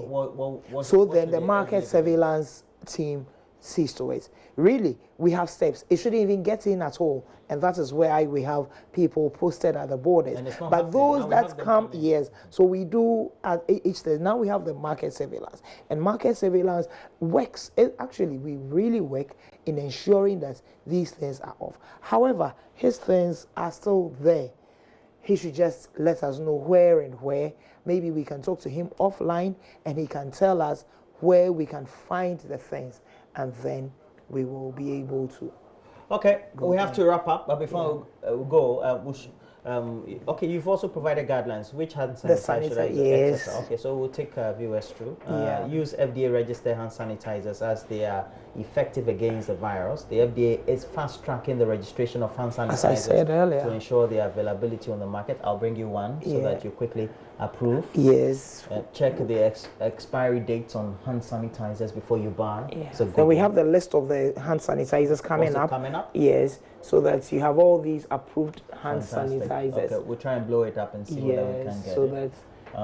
So this is the product name and number of them. If so all the new one I'm bringing, you'll feature next. Yes, it will, exactly. So viewers should take care of these, take note of these, and when you are buying, ensure that is one of these. Fantastic. If not, you do so at your own peril. I love, you like using peril. At your own peril. Now, last piece now. Yes. Apetashi. People are saying it's good to wash hands. Just explain. You know, in our parlance, we seem to think. Yeah. Apiono locano and 100%. Explain to us. You know, the production of alcohol itself, the one that is not drinkable, should give you something like 80%, 90%. Actually, they normally don't even have the right machines. If they have the right machines and all that, it should start around 90% thereabouts. Actually, we're even working towards 100. But as it is in this country, using their drums and all that, they have around 80% and all of that. That is really the alcohol, but that is not edible. That is not the alcohol that is drunk. You mean the one we get at the farm gates? The Nungwa and the places where the people, the palms, the ones that are produced there with the sugar cane. Yes. I remember way back in secondary school, we went there to see some of those ones are the pure and kill the germs or they kill the, in this particular case, the virus, the coronavirus. Now, the one that is drunk is 40% thereabouts. Usually. 40 is for consumption. So if they think it's the one that is for consumption, then they're getting it wrong. Because that's what they think. So if they want, then the ones over there that are not edible, and that one, that is the one that will do the sterilizing purposes. And that one too will betize you if you even taste a little. You are gone. And wash it. It is not supposed to be drunk. It is not consumable. I mean, you cannot consume it. It's not edible. But that is the one that you can use to do the sterilizing things, the rubbing alcohol thing. that one from the source, that is not drunk. So let's not mix two things here. Okay. The one that is not drunk, that is drunk. The 40%, the 38%, the 42%, it cannot do the killing of the coronavirus. It is not up to 70%. So people say, I had vodka, we have this. That is not up to that. If you want apetition, yes, it is true, but it is the undiluted apetition that cannot be drunk, that can be used for sterilization purposes. Please, I hope we get it very clear. It's so crucial. So you're saying the one we find locally there, the one in the city center? No, they shouldn't go to a bar and think that. It cannot be. It cannot be. Because under normal scientific purposes, you cannot drink it. It's not ingestible. Exactly. By the time you do that, you have some you will die. Problems. You will even die. You even die. It's that one. And normally we have the ones, we call them denatured alcohol. Denatured alcohol. We add, let me not go into too much science, but then it's like, those ones are such that it's not even supposed to be drunk. So they even sometimes it put something in just for you to methylate it and all of that, such that it won't even be drunk. So that one is not drinkable. The drinkable one too is not coronavirus killer. So we need to get it very clear. The drinkable one cannot be the killer of the coronavirus. The non-drinkable one is the killer of the coronavirus. Mary Lovelace Johnson, you're a Chief Regulatory Officer, FDA, and so you're head of also Food Enforcement Department. Food Enforcement Department have also bought into your message, and we thank you as well. We've also had online Manufacturers Association of Ghana, and Lucia there helping us with some interaction as well. And all you callers, we say that is the best way for all of us to get this coronavirus contributive. So WaterAid celebrates World Water Day annually to raise awareness about the effect of inadequate access to water in the world. The day is marked with messages and appeals to duty bearers and stakeholders to prioritize water services for everyone, everywhere. This year's World Water Day is collaborating with the Multimedia Group to carry out a series of media advocacy activities to mark the 2020 World Water Day. The theme is water and climate change. And we have a conversation in the studio with Mr. Jesse Kofi Danko, who is head sustainable programs at WaterAid. Also in the studio is Mr. George Kobinayok, who is head policy advocacy and campaign, also with WaterAid Ghana. Good morning to you, gentlemen. Good morning. In the wake of the coronavirus, we've heard a lot about water, particularly people complaining that they say we should wash our hands and are running water, yet some people don't have water. So water is crucial and essential. Yeah. Let's build on that a bit. What can you use any other thing apart from water in washing your hands, for instance? Thank you, Mama V. Well, in our programs, we've been confronted severally with these challenges. Sometimes for hand washing we advise the use of ash because in some communities it's difficult to get access to water. No water at all? Yes. Wow. How is that possible? That a community can have no water at all, not even water in the ground? Okay, they may at a particular period have water, but like we are talking because of climate change. And in Ghana, when we want to define climate change, largely we say it is concerned about drought, prolonged droughts, and flooding. So if you're not having flooding and you're having prolonged drought, you agree with me that even the dugout can dry out, and people have to travel miles and miles to get water. That water they get, maybe they'll prioritize drinking over anything else. So to be advocating again for them to use that small water to wash their hands, that will be a problem. That will be a problem for them. But we advise that in the event that you don't have water for hand washing, at least after visiting the toilet, you can use ash. We'll come back to the ash, I'm curious. Okay. But how many of such communities do we have? How many places like that have you visited? The places where there's no water at all? Yeah, as Jesse rightly said, Water Aid is really working in very remote and deprived communities. We have communities with water, but we are looking at safe water, or water that will not give you disease or sickness. In communities, they may have water, but that water will be shared with animals. It can be a handheld, it can be a pond that was built maybe for farming, but because they don't have any alternative, that's what they are really using.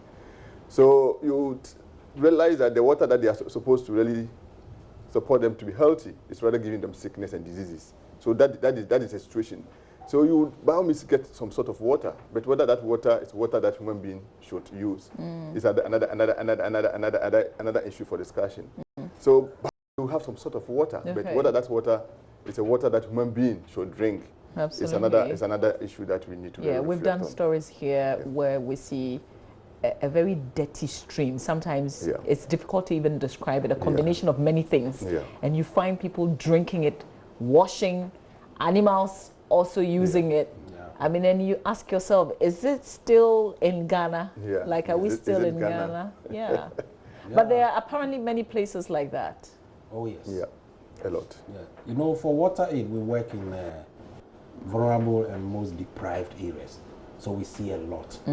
Yeah, we are not interested in the affluent communities, people who are really in dire need, the marginalized, the deprived, the hard to reach areas. So we are confronted with this kind of situation. Interesting. And we some of us sit here and we're crying for, because you know the water is not running through the taps. The people who don't even see taps, they're just looking for potable drinking water. Really doesn't matter the source. But we're focusing on 2 communities, aren't we, in this conversation? Tell us about these communities. George? Yeah, we are looking at areas that we are working, not really 2 communities. We are looking at, we are now in the one municipality, and we are also in Bongo and Kasana West, in the upper east region. And in all, in those areas, we are working with about 38 communities. 8 communities in these areas to really support them to have. What do they have in terms of water? Some of them have hand dug wells. They have some pond. They have some also have some limited mechanized water systems in those areas. But a situation where the connection is really linked to the electricity. Most of them is also not able to even pay the electricity, the bills of the electricity bill, which is also affecting the flow of water. So Water Aid, through our assessment, realized that there's a need for us to come out with a technology that is appropriate and that is user-friendly, that is also good for that particular environment, so that at least they can have continuous water for a long period. Even though if they're going to maintain it, it will take a longer period for them to contribute towards that maintenance. So we are really looking at those deprived communities in Bongo, Kasanankana, and Wa Municipal Assembly. So what's the plan? Before I respond to that, I'll just add something quickly to what just said. Our approach is normally to do what we call a baseline study. So in those areas, we'll first assess what is on the ground, like you rightly ask. Then together with the municipal or the district assemblies, we agree on the communities that we have to intervene in, depending on the need on the ground. You're not intervening in all 38? No. But in the upper 8s, we've intervened in 43 communities. All put together? All put together. And in WA, we are currently in 25 communities. With various interventions. We have hygiene campaign, we have some areas we have water supply to schools, to communities. In some other areas, we have incinerators for the healthcare facilities and water after the healthcare, because we are redefining what a healthcare facility should look like.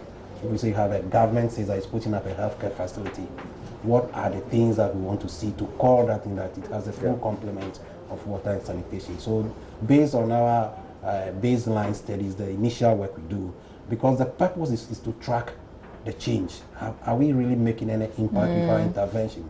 So you need to know the before situation, then after we had intervened, we go with another documentaries. Some of them, of course, you've been supporting us to see what changes we have made across the period. Okay, so out of this 38, how many of the communities are we doing something for? Or we would touch all 38 but in bits? Yes, in our approach, we are looking at more comprehensive sort of approach. When we look at the Bongo, Kasina and Kana facility we are supporting, even though the focus of the project was really looking at wash in healthcare facilities, but we also ensure that the schools in that environment will have access to water, sanitation, and hygiene facility. We supported communities to build their own latrines to ensure that they also end open defecation in that environment. So we are looking at total development in that particular area.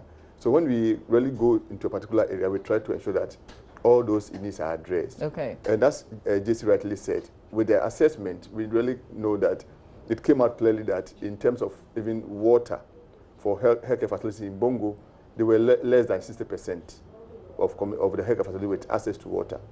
And also they were less than 10% with access to sanitation. So these are what, like clinics, CHIP compounds? Yeah, the CHIP compound clinic, health centers in that particular environment. And you can just imagine a health facility without water, without toilet.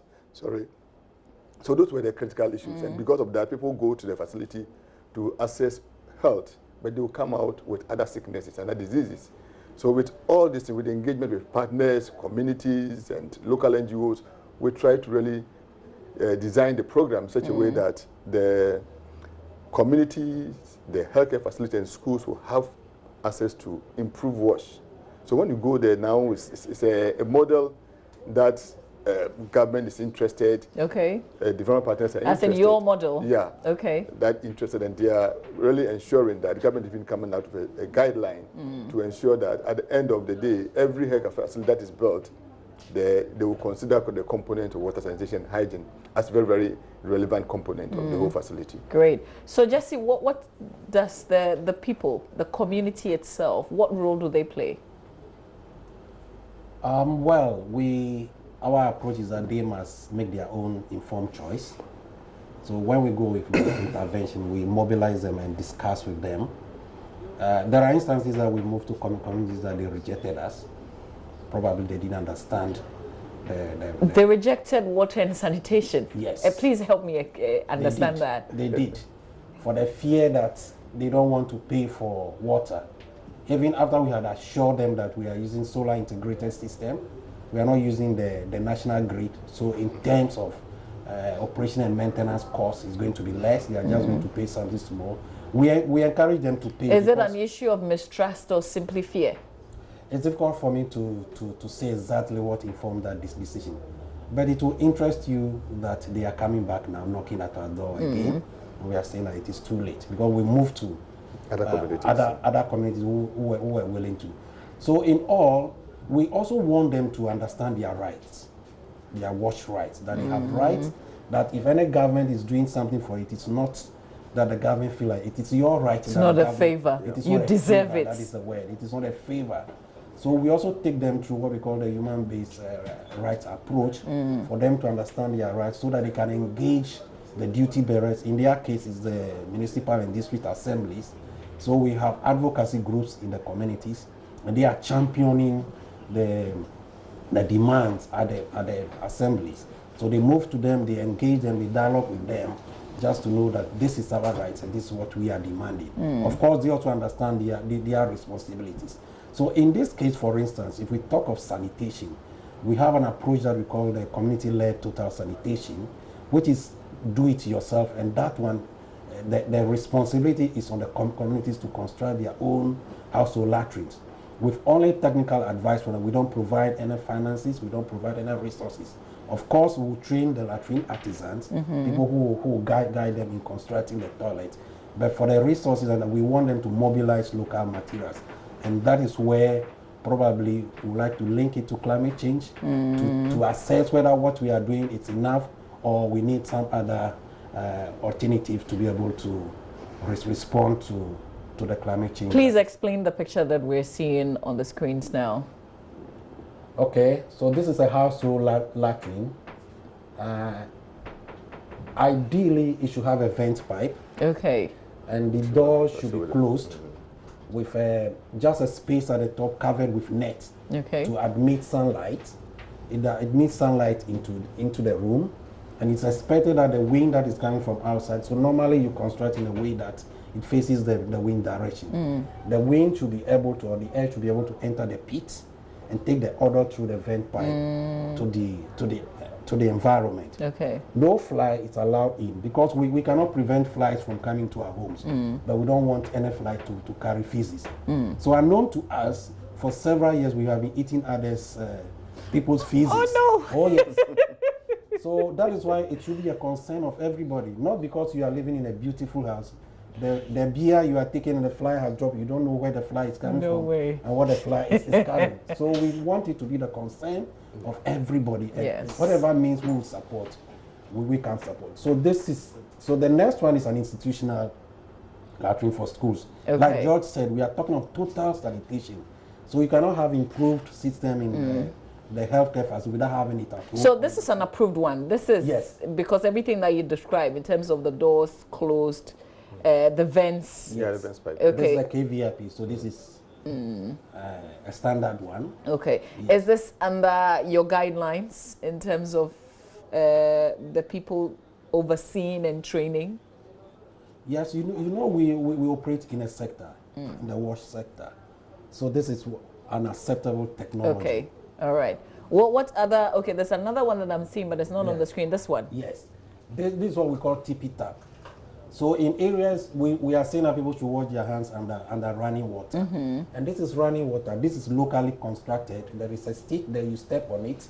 It's able to tilt the gallon for water to come out. So you're not touching. You are not touching. Okay. Which I would even say is even better than the one sink. that we use. Yeah, the one that we, because that one you touch it. This one is only your leg, and it's able to tilt for you to watch. Okay. So this, you're showing us some of the things that you do in these very deprived communities. My other question is, a lot of these areas are scattered.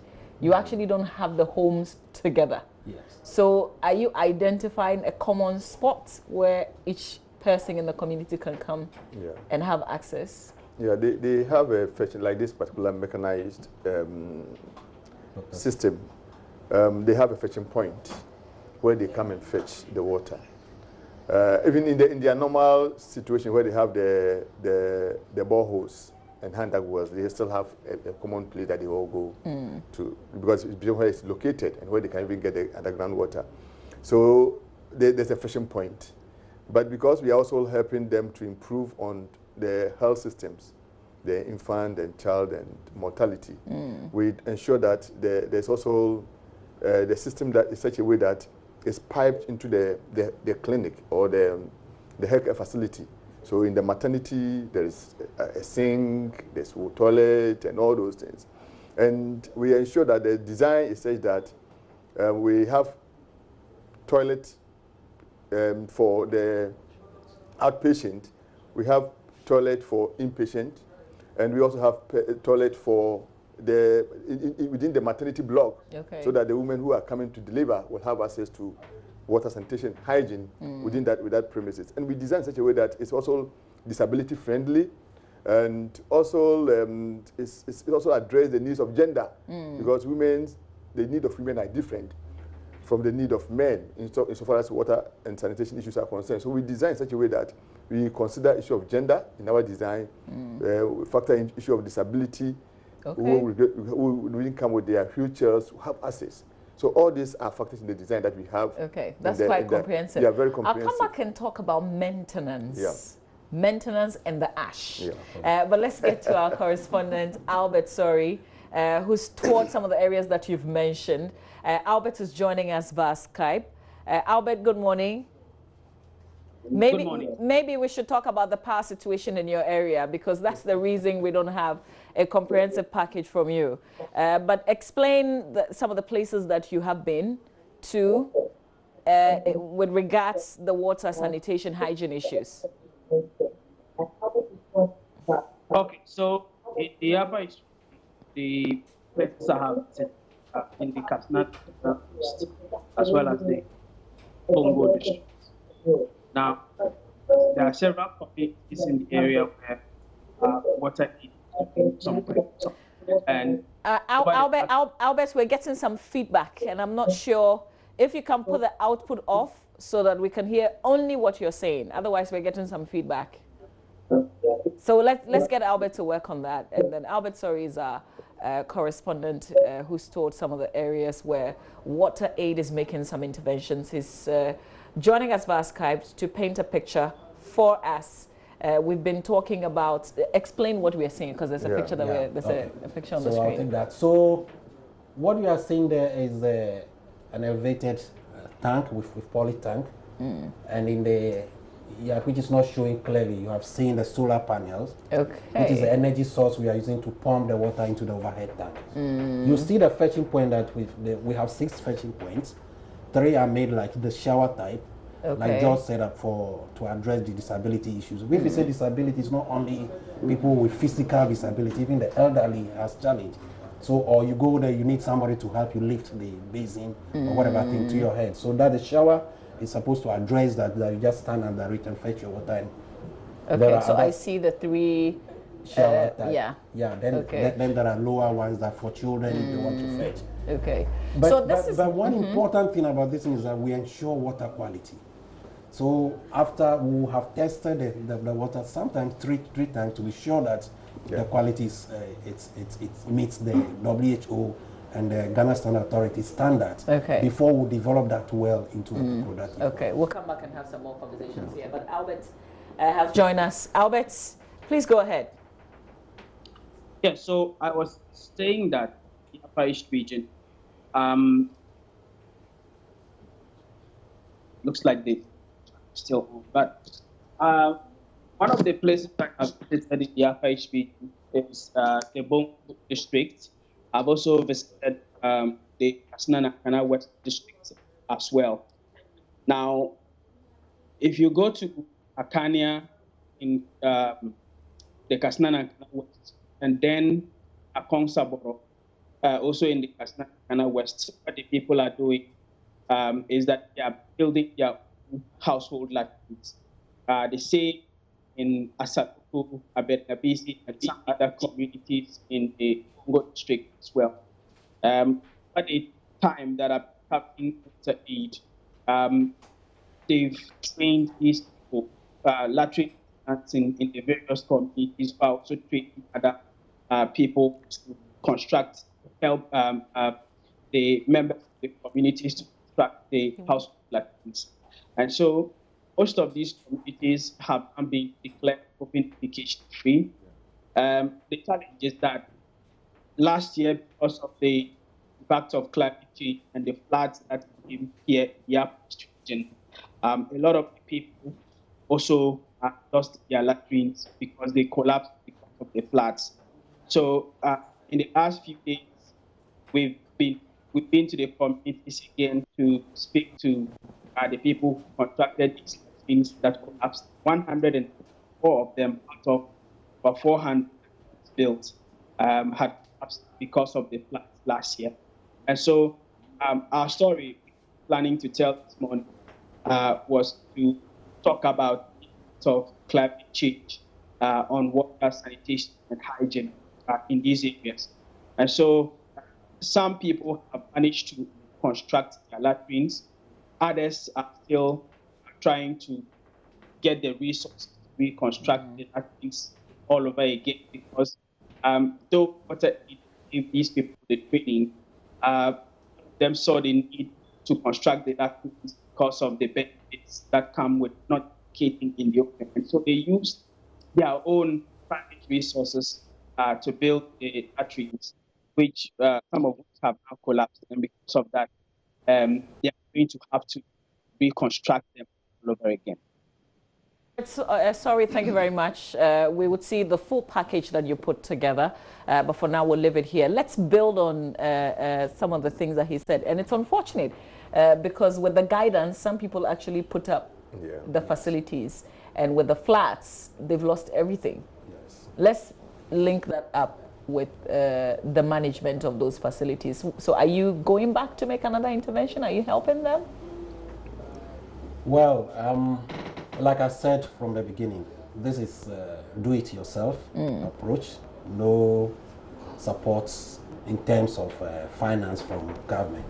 But of course, we need to be concerned because when things like this happen, in Ghana's the National Climate Adaptation Strategy, we are talking of preserving and conserving the water resources in terms of quantity and quality.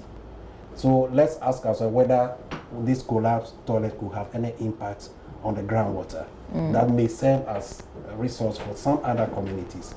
So because of this, government needs to be concerned, and we all need to be concerned. So it is important that we come up with alternatives to support them to build resilient toilets. What would they need? They will need to line the pit. Yeah. Because what we are doing now is the Aprotech, that people just dig pits and deck it with mud or sticks and other things, local material. But because the water table will rise during the rainy season. In fact, last year what happened was it was torrential rain, which lasted for a very long time. Comes back to the whole climate change. Exactly. So once that happens, they are not able to sustain. And one other thing is that people also don't place premium on the toilet. They think it's just a basic thing. Unlike their building that they use mud, the buildings are standing, they have not collapsed. Why should the toilet collapse? So in terms of capacity development, in terms of awareness creation, that it is as equally as important as your household, as your house that you have built, we need to do the best. All in all, they will need to line the pit. Okay. That will cost. That would cost. That's cement. And in some but how about the assembly? Because all these places have local assemblies too. Yeah. Yes. And this will be way cheaper than many other projects that we've done similar. Is it easy to get the assembly to support? That's the question I'm asking. Or how easy is it? The whole CLTS approach is such that the people should use their own local resources to construct the latrine. So that is the approach, or that is the strategy. But looking at the situation in some of these deprived areas, they use their local materials, the thing will collapse. So they keep on constructing every year.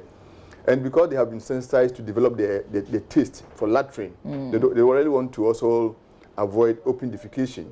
They try as much as possible to rebuild. But how long would they continue to rebuild every year? If you are not careful, they will lose that interest. So the assembly and other partners will have to really look at how can we support a very marginalized, those who can really not afford. Those who can afford, let's encourage them to really buy the materials, to really build a more resilient latrine. So I guess that's the next level of the advocacy that you're doing. Yeah. So now the community has been sensitized to develop the taste for the latrine. But how long would they construct latrine that will collapse? That is another level of things that we are going to look at. We are looking at now. So we are bringing government on board. We are bringing this assembly and other partners on board to really, with the community, to look at how can we support this community, to how can they commit part of their resources to ensure that they support this community to come out with very resilient latrines. Yeah. Okay. But with the maintenance plan. Quickly. The one we are calling the CLTS, we are just using it loosely. The whole thing is rural sanitation delivery. And there are 4 components under that. One of them is a demand creation, which we are using the CLTS. You have one component that talks about governance, which boards on government leading and steering sanitation delivery in the grid. So we are expecting that we'll come out with kind of revolving fund, the financing side, to support people to access credit on very low interest so that they themselves can build these resilient toilets. Okay. Moving on to maintenance. Yes, sir. Of all the facilities. We actually trained for water. We will not leave a community until we have trained a management team. Okay. And we have realized from within the community. Within the community. Of course, they are not experts, but we expect them to know about preventive maintenance and other things. So what we have added now is that in the past we realized that training them alone and leaving them on their own wasn't enough. We have added a coach now that beyond the project phase will provide somebody who will handhold them and take them through the processes. We ask them to open bank accounts, 3 bank accounts, because we don't want them to sit down when there is a breakdown. Now that they'll go around looking for money. They must always have finances in that. because of course they are selling the water. So, and the assembly engineers were all involved during the construction. So we expect that they will continue to provide the post-implementation follow-up to strengthen them. And we do visit them from time to time. We also have systems that and how much is the water being sold for? It depends on the community. Or if you use a toilet facility, for instance. For the toilet, they are households, so they don't pay, and we don't build public latrines. Okay. So for them, you are not paying. It's your own. Okay. So in the absence, in terms of after the distractions, do we know how? What kind of toilet facilities they are using, for instance, or they are having to openly defecate because some of the communities, the toilets that they built have simply been washed away? Yeah, most of the communities have reconstructed their latrines. Last year, 19 of them were declared open defecation-free communities. Okay. But we need to go back after maybe the current rains. We have to go back and see whether they still have the latrines standing. And they are still using them. So that is important. But as I said, because of the awareness creation that really started the whole project, they have developed that taste for it. So even in collapse, they try as much as possible to rebuild and get that. Yeah, but the question, I guess the question you ask is, but how many times can they continue to do it? Yeah, so that is it. And those that had collapsed latrine, they were taken through a process to rebuild a bit resilient latrine, and we hope that those things will stand.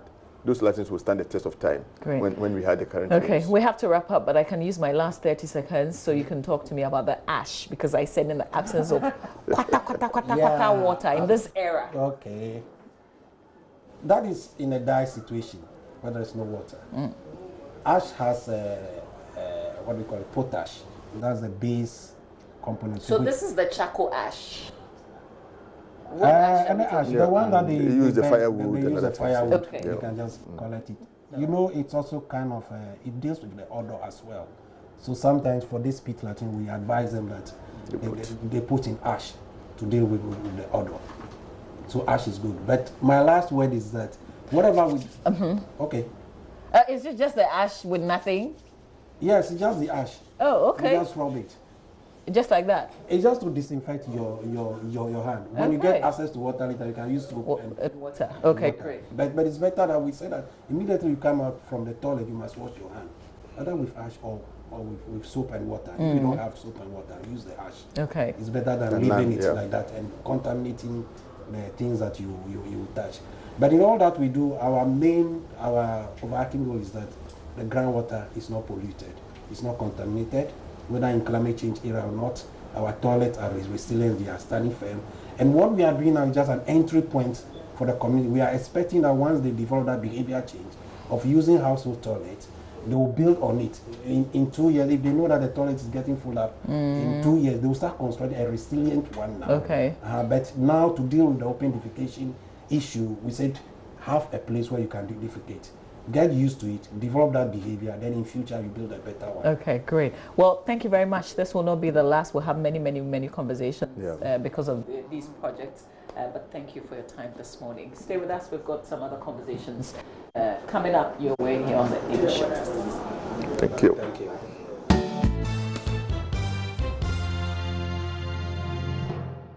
Hello there, good morning. Let's talk some showbiz here on the AM show. Now, actor Idris Elba said in a tweet on Monday that he has tested positive for the COVID-19. According to the actor, although he tested positive, he is not showing any symptoms so far. Idris Elba explains that he got tested because he had been exposed to someone who had tested positive to the coronavirus. Hey, what's up, guys? So look, this morning I got some test results back for coronavirus and it came back positive. Yeah, and it sucks. Listen, I'm doing okay. Sabrina hasn't been tested and she's doing okay. I didn't have any symptoms. I got tested because I realized I was exposed to someone who had also tested positive I found out last Friday that they were tested positive. I quarantined myself and got a test immediately and got the results back today. Look, this is serious, you know. Now's the time to really think about social distancing, washing your hands. Beyond that, there are people out there who aren't showing symptoms and that can easily spread it. Transparency is probably the best thing for this right now. If you're feeling ill or you feel like you should be tested or you've been exposed, and do something about it, all right? It's really important. Look, we live in a divided world right now. We can all feel it. It's been but now's the time for solidarity. Now's the time for thinking about each other. There are so many people whose lives have been affected, from those who have lost people that they love to people that don't even have it and have lost their livelihoods. This is real, all right?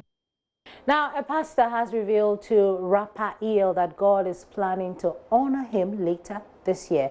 According to Prophet Samson Amwating of House of Miracles Church, EL is pregnant with ideas, but he is unable to execute them, mainly because of some obstacles. These obstacles, he said, are snakes around the rapper who have disguised themselves as his friends and well-wishers.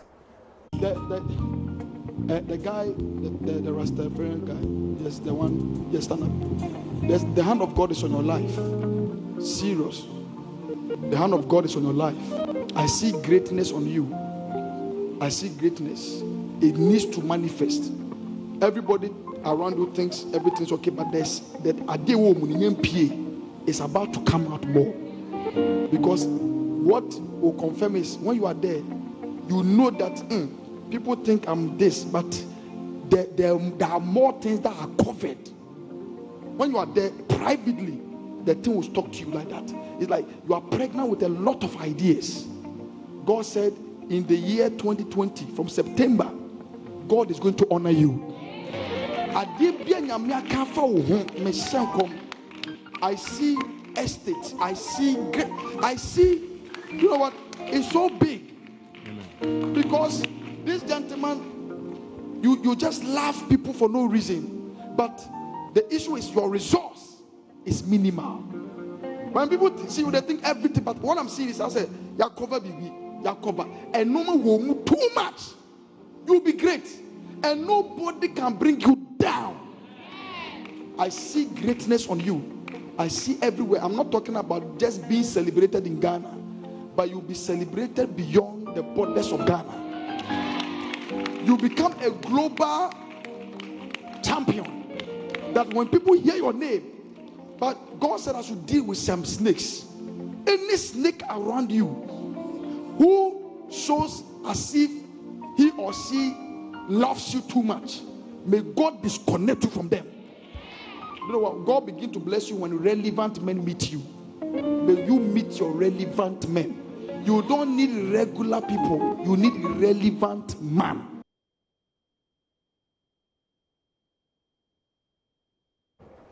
Wow. God reveals to redeem. Yeah, absolutely. Yeah, absolutely. And it doesn't look like EL. Is that EL? That's EL. That's Elon? He's going through a lot. He needs our support, and we're here for you, EL. Are you not here for him? Well, I mean, it's the music, isn't it? So bring the music out. And he's actually working on a few things. Hopefully, we'll be talking to him exclusively, so you get to know exactly what he's been up to. Okay, that will be nice. Yeah. Okay, but thank you, Becky, for show business. Now, let me tell you about this. What does 70 years mean to you? Old and past its prime? Well, for us at Graphic, it's a celebration of 7 decades of excellence, rich experiences with great achievements, and we have done it all together with you, our readers, advertisers, clients, agencies, partners, regulator, supplier, and the entire nation. Graphic Communications Group Limited is 70 years, and we are thankful to God and to you. Come celebrate with us truth and accuracy every day. So it's a happy 70th to the Graphic Communications Group. And this is where we have to say goodbye. So thank you for being a part of our show. Log on to myjohnline.com where we have plenty of news.